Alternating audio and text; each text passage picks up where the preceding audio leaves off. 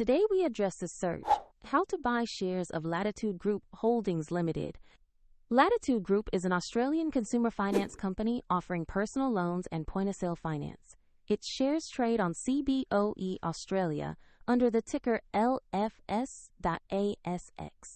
This content is educational and not financial advice. To buy shares, you need a broker.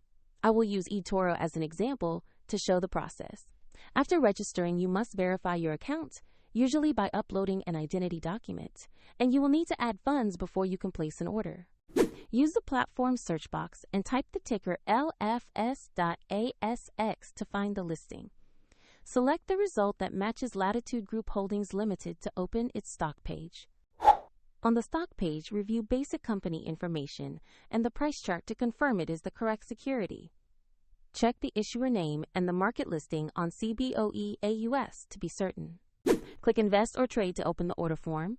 Choose the amount you want to buy, then carefully review and confirm the order. If the market is closed, your order may queue or execute when trading resumes. And if there are insufficient funds, the platform will prompt you to add money before confirming. After execution, your position will appear in your portfolio. A link to eToro is provided in the description if you want to follow the same example.